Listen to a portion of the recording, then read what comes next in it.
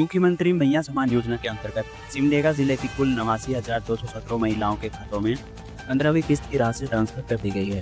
प्रत्येक लाभुकों को 2500 रुपये की राशि उनके बैंक खातों में भेजी गई है। यह भुगतान आधार आधारित भुगतान प्रणाली यानी कि डीबीटी के जरिए किया गया है ताकि पैसा सीधे और सुरक्षित तरीके से लाभुकों तक पहुंचे। इस योजना का उद्देश्य महिलाओं को आर्थिक रूप से सशक्त बनाना और उन्हें आत्मनिर्भर बनाना है। झारखंड में नगर निकाय चुनाव की तैयारियां तेज हो गई है। राज्य के 9 नगर निगमों में मेयर पद के आरक्षण की रूपरेखा लगभग तय कर ली गई है। जानकारी के मुताबिक रांची और आदित्यपुर नगर निगम में मेयर का पद अनुसूचित जनजाति यानी एसटी के लिए आरक्षित रहेगा।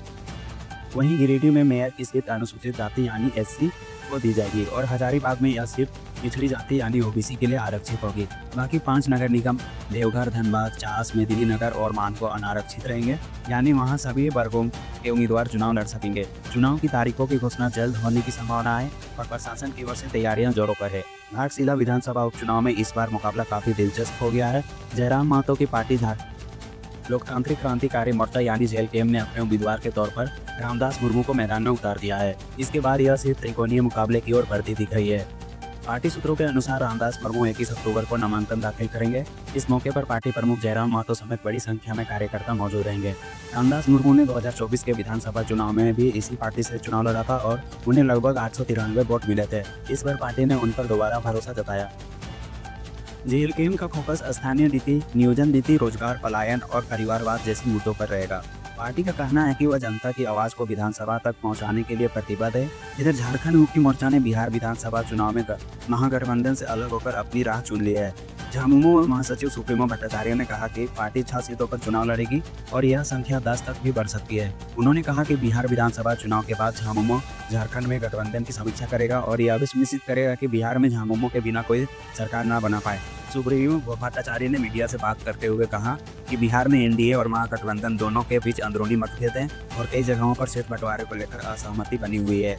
आज मेदिनीनगर में दीनदयाल उपाध्याय स्मृति भवन में पंचायत सचिव संघ पलामू का महाधिवेशन आयोजित किया गया। इस कार्यक्रम में झारखंड के वित्त मंत्री राधाकृष्णन किशोर मुखी अतिथि के रूप में शामिल हुए। उन्होंने अपने संबोधन में कहा कि ग्राम स्तर पर शासन की योजनाओं को प्रभावी रूप से लागू करने में पंचायत सचिवों की भूमिका बेहद अहम है। उन्होंने पंचायत सचिवों के समर्पण, मेहनत और कार्यनिष्ठा की सराहना करते हुए कहा कि इन्हीं के प्रयासों से विकास की प्रक्रिया गाँव-गाँव तक पहुँच रही है। मंत्री ने सभी सचिव साथियों को उनके सतत प्रयासों और योगदान के लिए हार्दिक बधाई और शुभकामनाएं दी और कहा कि सरकार उनके हितों की रक्षा के लिए प्रतिबद्ध है। भाजपा के प्रदेश प्रवक्ता रतुल साधव ने झारखंड मुक्ति मोर्चा पर कटाक्ष करते हुए कहा कि बिहार में महागठबंधन ने झामुमो को एक भी सीट नहीं दी है, जो उनकी बेइज्जती है। उन्होंने कहा कि उन्हें इस हालात पर मीर गालिब का शेर याद आता है, बड़े बेआबरू होकर तेरे कूचे से निकले हम। रतुल ने मुख्यमंत्री हेमंत सोरेन से पूछा कि क्या वे इस अपमान का जवाब देंगे या फिर चुपचाप रह जाएंगे।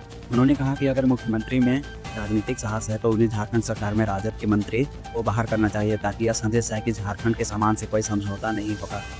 रांची में झामुमो की प्रेस वार्ता में पार्टी के केंद्रीय महासचिव सुप्रीमो भट्टाचार्य ने बिहार चुनाव को लेकर पार्टी की रणनीति स्पष्ट की। उन्होंने कहा कि बिहार में झामुमो को महागठबंधन में तरजीह नहीं दी गई है और यही कारण है कि पार्टी ने अलग होकर चुनाव लड़ने का फैसला लिया है। उन्होंने कहा कि आने वाले दिनों में झारखंड में भी गठबंधन की स्थिति पर पुनर्विचार किया जाएगा। सुप्रीमो भट्टाचार्य ने कहा कि बिहार में एनडीए और महागठबंधन दोनों में खींचतान है और कई बार सीटों पर अंदरूनी मतभेद देखने को मिल रहे हैं। झामुमो ने आरजेडी, कांग्रेस और वाम दलों से कई बार बात की लेकिन उन्हें कोई ठोस जवाब नहीं मिला। प्रधानमंत्री नरेंद्र मोदी ने कहा कि बीएसएनएल का मेड इन इंडिया 4G हो या हाई स्पीड कनेक्टिविटी पर आधारित ई-संजीवनी सेवा, यह सभी उदाहरण बताते हैं कि सरकार किस तरह गरीबों और वंचितों का जीवन बेहतर बनाने के लिए संवेदनशीलता के साथ काम कर रही है। उन्होंने कहा कि डिजिटल इंडिया अभियान से गाँव तक तकनीक पहुँच रही है और स्वास्थ्य सेवाओं में भी बड़ा बदलाव आ रहा है। मंत्री दीपिका पांडे सिंह ने कहा कि JSLPS के मैया आजीविका सिलाई केंद्र महिलाओं के लिए आत्मनिर्भरता और सम्मान का प्रतीक बन चुका है।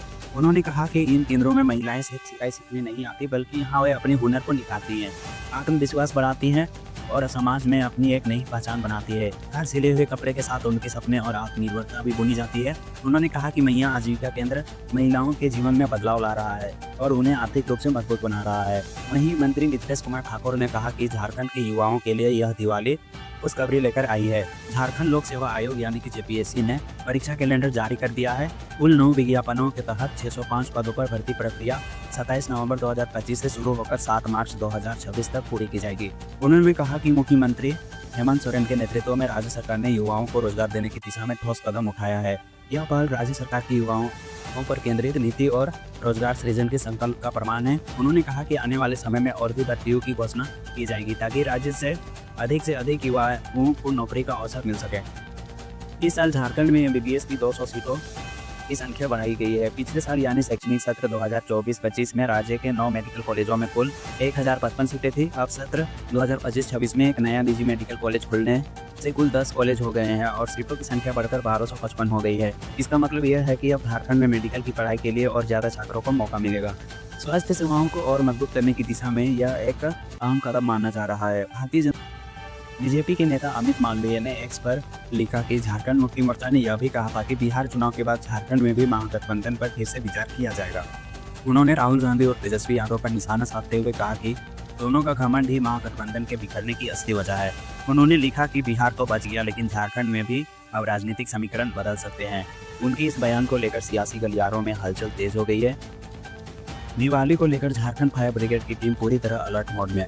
फायर सेफ्टी के सभी इंतजाम पूरे किए गए हैं और फायरमैन पूरी तैयारी में हैं। रांची के सभी फायर स्टेशनों में फोम वाले अग्निशमन वाहन उपलब्ध करा दिए गए हैं। लोगों की सुरक्षा सुनिश्चित करने के लिए विभाग ने हेल्पलाइन नंबर और कुछ जरूरी गाइडलाइन भी जारी की है ताकि दीपावली का त्यौहार सुरक्षित और खुशहाल बीते।